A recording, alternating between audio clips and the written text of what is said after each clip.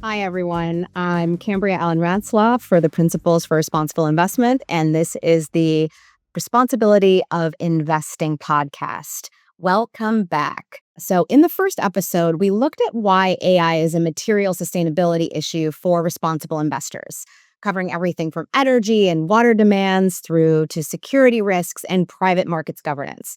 We strongly recommend you go back to our first part and listen to that great discussion. But if you're diving in here, the short version is AI isn't just a sector to invest in.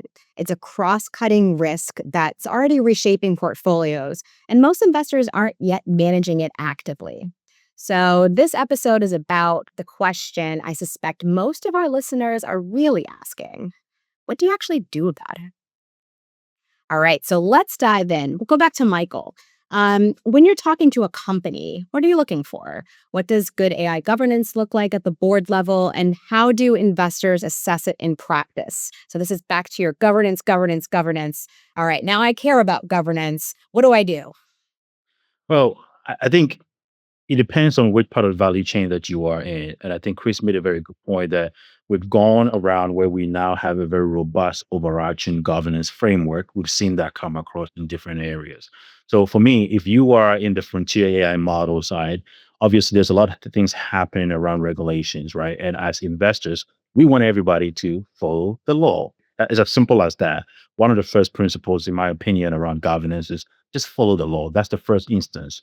No investor wants you to go afoul with the law, that you'd get fined, because those inherently does affect revenues and that's affect profitability in the long term. So I think a core mandate from a lot of investors and from ourselves from an engagement is that we are looking at that basic threshold.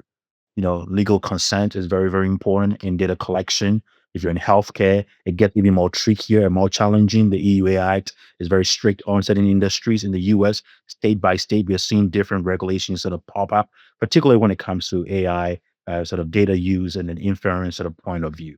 And we've already seen some of the legal sort of rationales emerging out of what I call accountability polycentrism, the idea that emerging different regulations and the underlying principles of each regulation is kind of different in different markets, even in the US, in different sort of contexts. So, as an investor, the most practical thing is the company following the law? Because that is fundamental.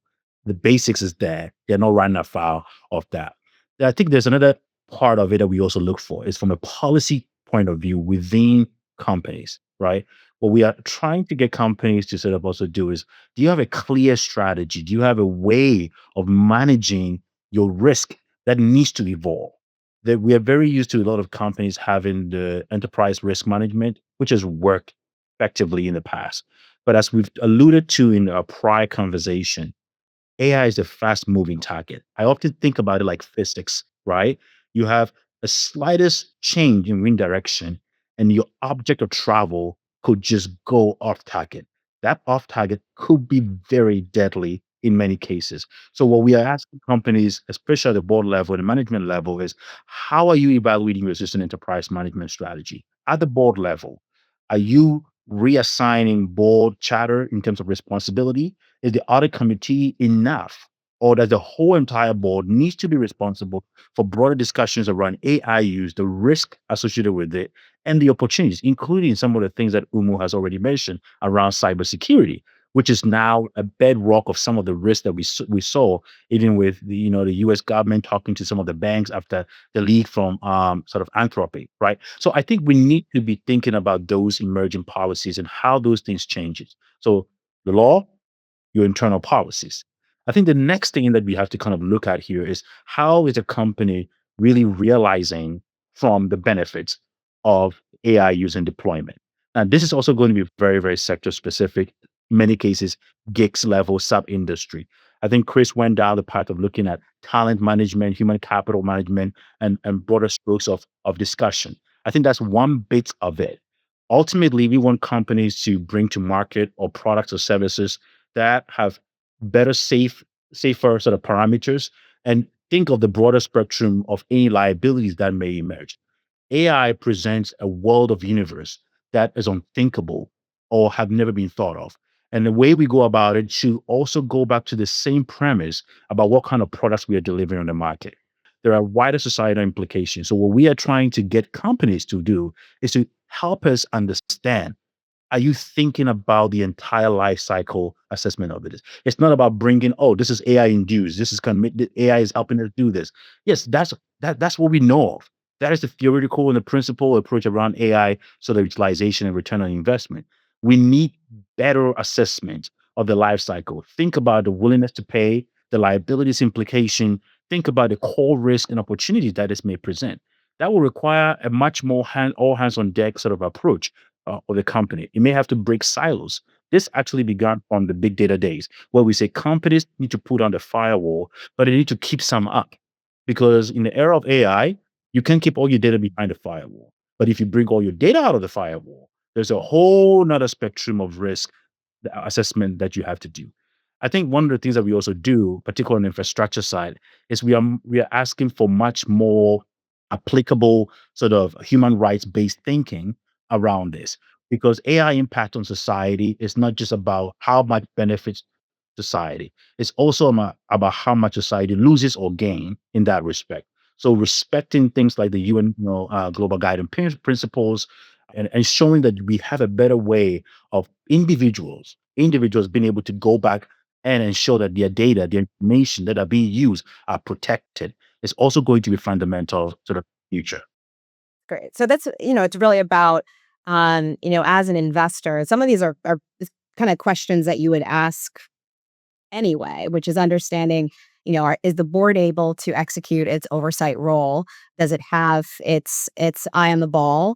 Does it have systems in place to help understand and also manage the risk? Kind of similar to what we've seen with cybersecurity, which has come into the boardroom pretty fully. So not necessarily having that one person who understands this and everyone else kind of sits aside, but it's really everybody's responsibility because it ties so much into the business, although it might be in different ways. And I was going to say, it's not just about just knowing those things, but also what has been learned from the past instances, and what actions have been taken against those instances. So disclosures on those things are important. I've tried to refrain from saying disclosure, because sometimes it can be a big overwhelming, but reasonable, effective disclosures is what we're looking for. Yeah, yeah. And certainly in a highly dynamic environment, knowing that this thing is growing really fast. All right, let's pivot. So we've talked about what investors should be looking for.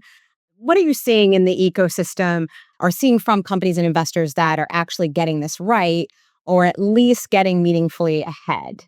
What does good practice look like in the real world right now? And I'm going to turn it to Chris because you have some interesting research and you've done quite a bit of work on this. So tell us, what's working. Lots of companies, investors doing great things. I'll call it a few.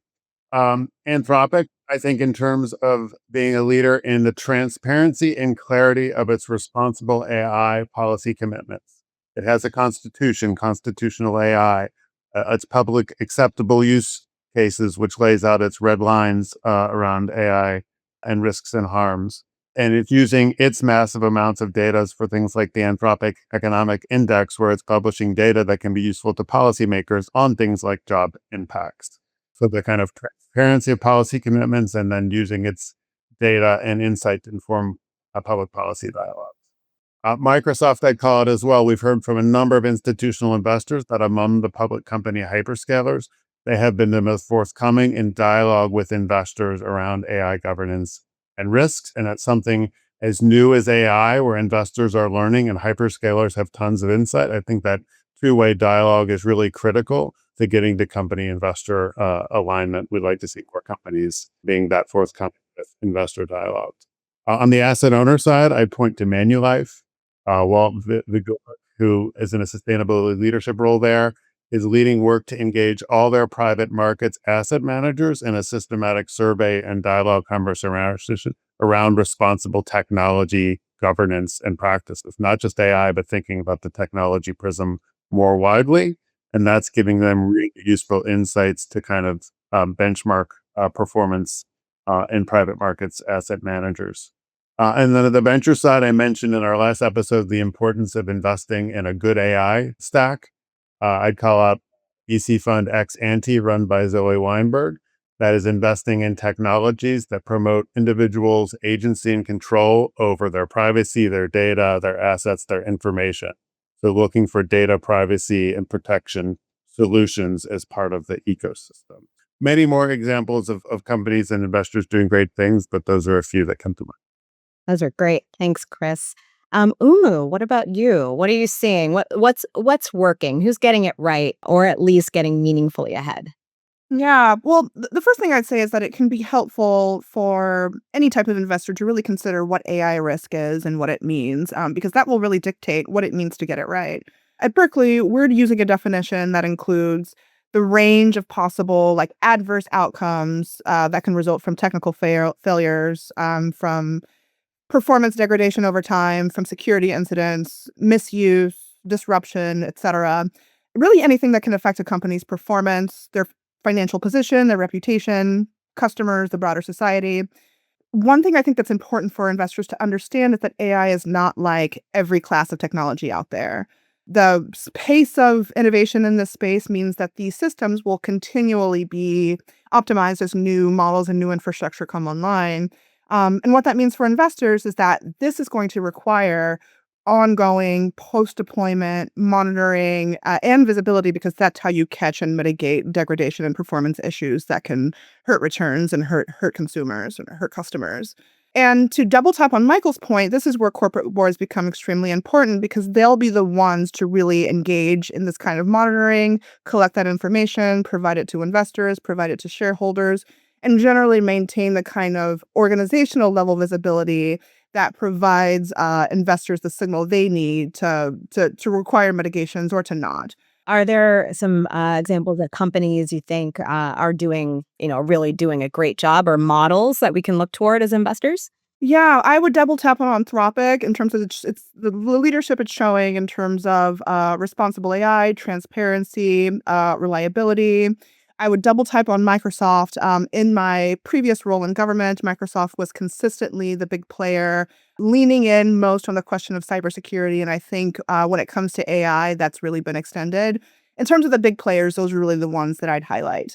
There is a smaller cohort of VCs and equity investors who work with us at Berkeley, who are also, I think, trying to really meaningfully understand some of the risk and really show leadership in terms of having their investment teams rather than their stewardship teams be the ones who are really focusing on this. Yeah, I think I will double tap on the Microsoft. I engage directly with Microsoft, so I very familiar with some of the innovation.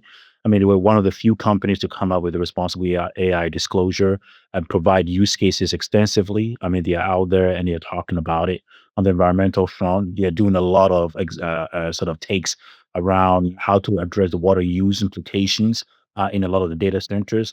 But they were doing it before it even became topical. Remember, they had an undersea data center work that they had, and I think it got discontinued. I haven't followed up on that. But there are many companies that are also doing similar sort of things as well. We know NVIDIA, through its own sort of industrial sort of work, is also doing a lot on energy to try to bring down that energy demand and efficiency within its portfolio. And I think that is inherently very good for NVIDIA, because when you think about sovereign AI and expanding this to markets where energy demand may be problematic because of just the energy infrastructure, it becomes very useful. And again, we see some of the big hyperscalers themselves getting into the sort of the chip sort of industry and trying to come up with great innovative sort of tech products that will go into a lot of data centers. Again, kudos to the likes of the HPEs and the Dells that are also investing in the rack, or the memory industry like Micron and the likes that are also trying to sort of make improvements in these areas.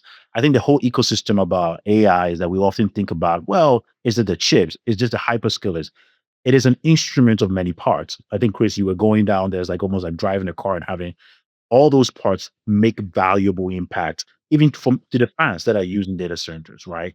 Are critical to all of that thing. And the productivity you gain from the efficiency and the downtimes and the use around the clock, because these have to run 24 hours, are really very, very important. So again, we can name names across the spectrum, but again, Teradyne is an example of a company that is investing in its work like that.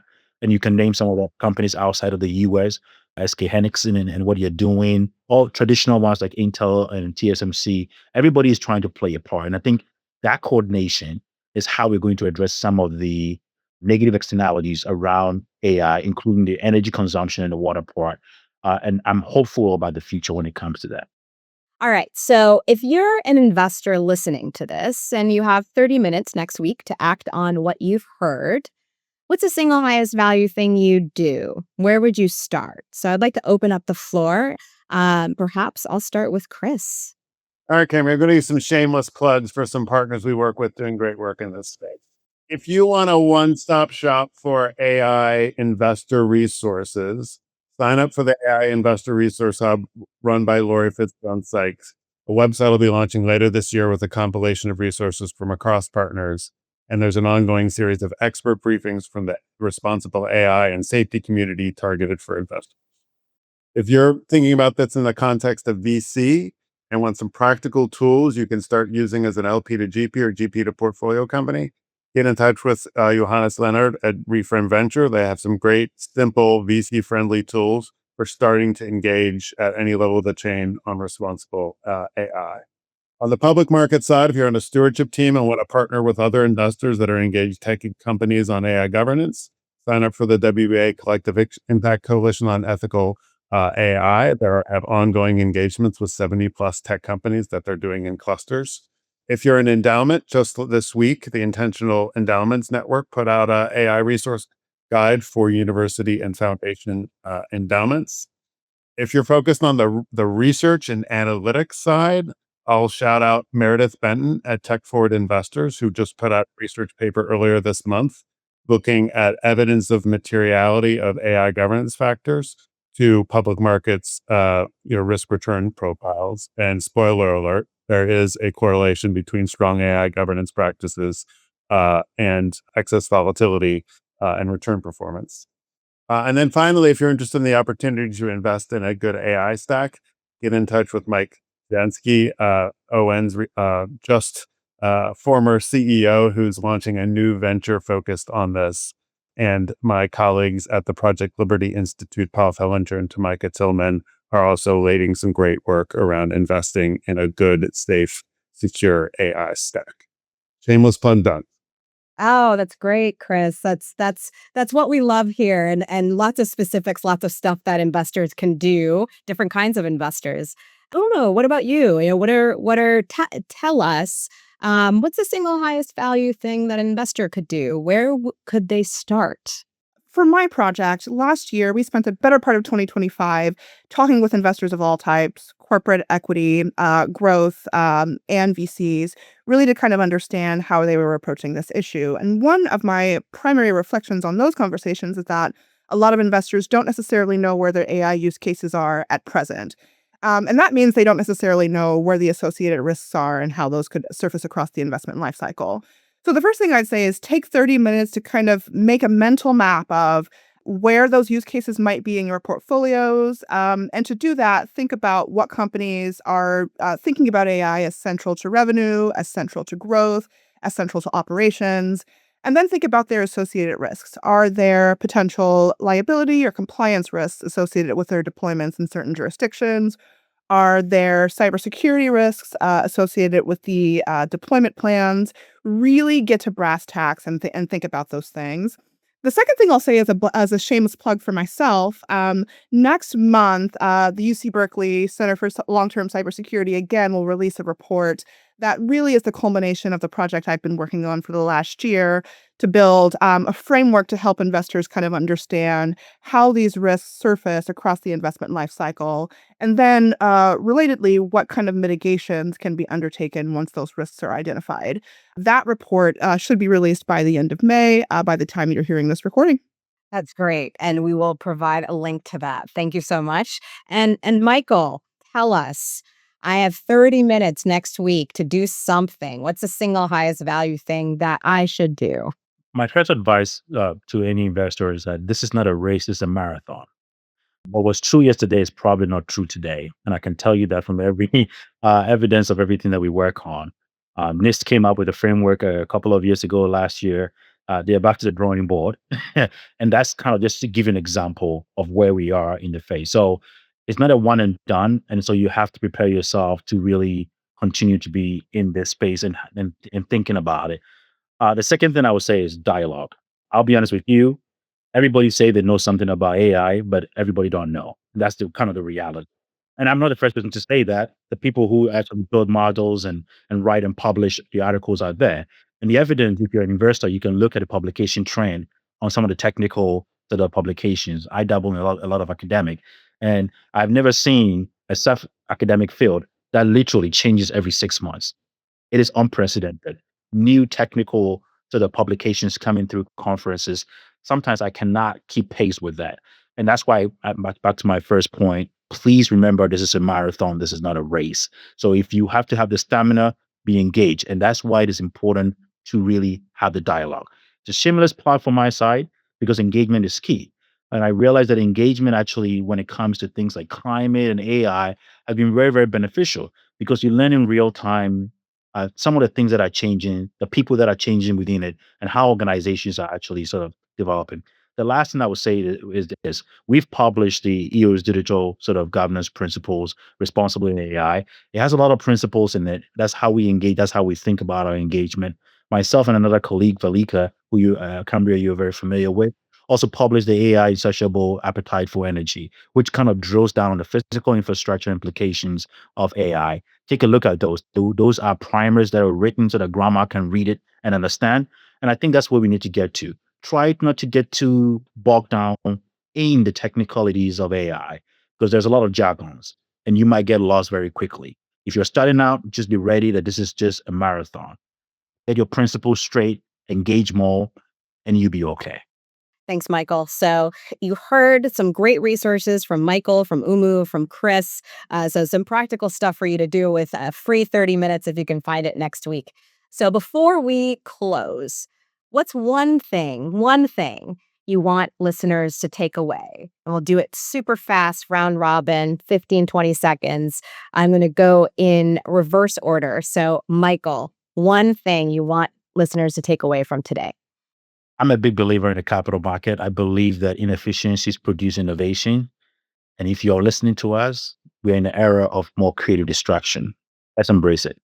Oumou, one thing, what do you want listeners to take away?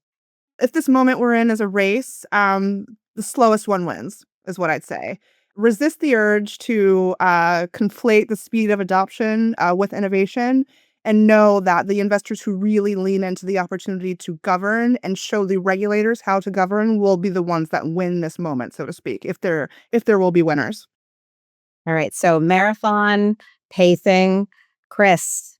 I'll continue on the running analogy. I want to encourage investors to just start running. AI's impacts are coming fast.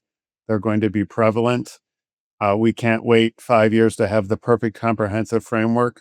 What we're hearing from a lot of companies and fund managers is they're not getting the signal from asset owner chain down that this responsible AI is really important. You don't have to have 1,000 questionnaire to signal that responsible AI matters to you as an investor. You can just start asking the fundamental basic governance questions that Michael has emphasized.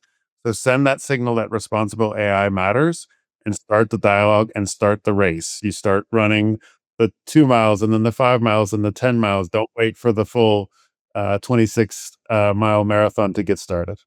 Great. So it's a marathon, maybe more turtle than hare, and just get started, get moving, get your running shoes on, and let's go. Well, thank you all. Thank you to Michael, Oumou, and Chris for joining us in this meaningful discussion. If you've enjoyed what you've heard, please subscribe and tell your colleagues to do so as well. My name is Cambria Allen-Ratzlaff, and this is the Responsibility of Investing podcast. Until next time, thank you so much for listening.